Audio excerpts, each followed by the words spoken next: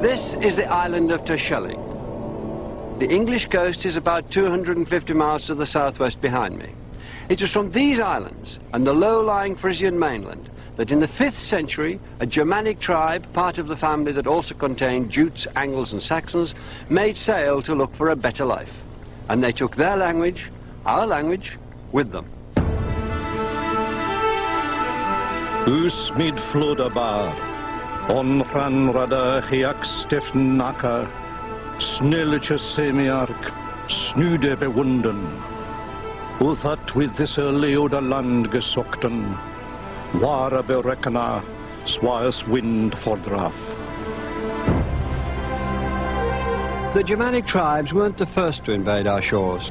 More than 500 years before, the Romans had also come by sea to impose their will.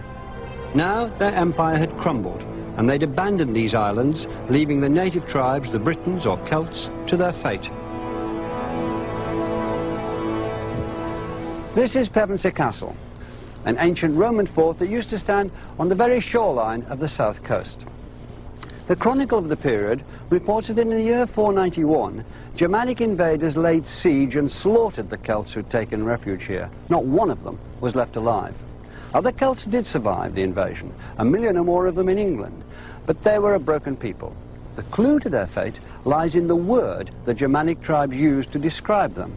It was Wilas, a name that lives on in our modern language as Welsh.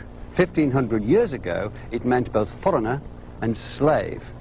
The Celts became servants and followers, second-class citizens. The only way up was to become part of the invaders' tribes, to adopt their culture and their language.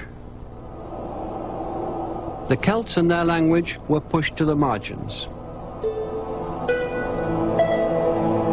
By the end of the 6th century, these Germanic tribes occupied half of mainland Britain. They had divided into a number of kingdoms: Kent, Sussex, Essex and Wessex, denoting the settlements of southern, eastern and western Saxon tribes; East Anglia, named after the Angles who gave England its name; Mercia in the Midlands, Northumbria in the north. The Germanic tribes now settled around the country all spoke their own dialects. From among them would emerge one language, Anglo-Saxon or Old English, and we all speak it every day. English took its first steps away from its tribal roots with the revival of Christianity. Nu we schulen herian, he often reaches weird. Methodes mikte and his mood gethunk. Let us praise the King of Heaven, the power of the Creator and his conception, the work of the glorious Father who created every wonder, the eternal Lord. He often to Hrufa, Harlik Shipend. In 597, the monk and prior Augustine led a mission from Rome to Kent. Around the same time, Irish monks of the Celtic Church were establishing a presence in the north. Within a century, Christians built churches and monasteries. This is St. Paul's in Jarrow, parts of which date from the 7th century.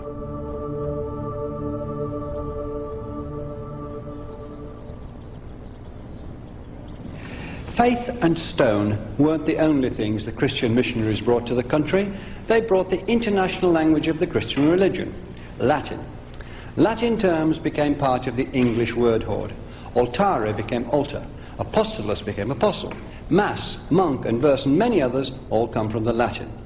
This would become a pattern of English, the layering of words taken from different source languages. And from Latin too, the English took their script.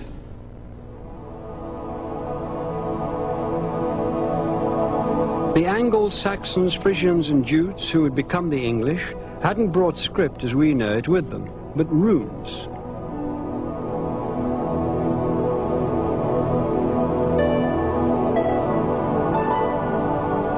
The runic alphabet was made up of symbols formed mainly of straight lines, so that the letters could be carved into stone or wood.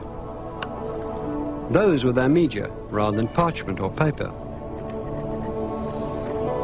Though this is a short poem, most examples of runic writing that survive suggest runes were mainly used for short, practical messages or graffiti.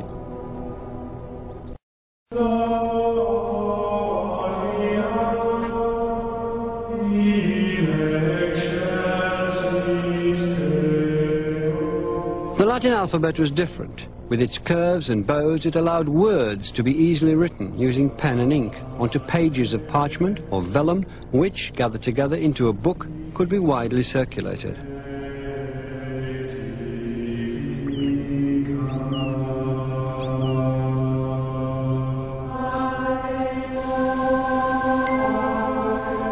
Christianity brought the book to these shores.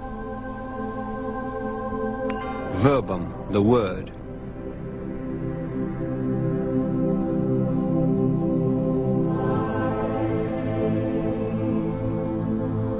Soon a native culture of scholarship began to flower, a culture based on Latin and on writing.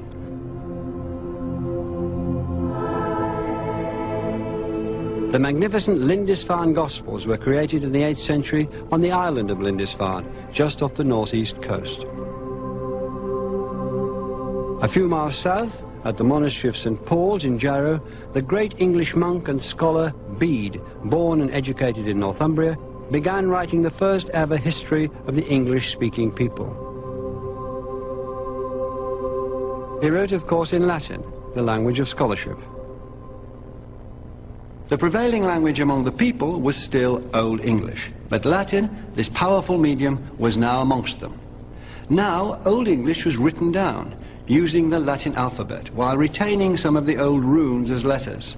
From the 7th century, we find English itself written on parchment in a language and a script which we can just about recognize as our own.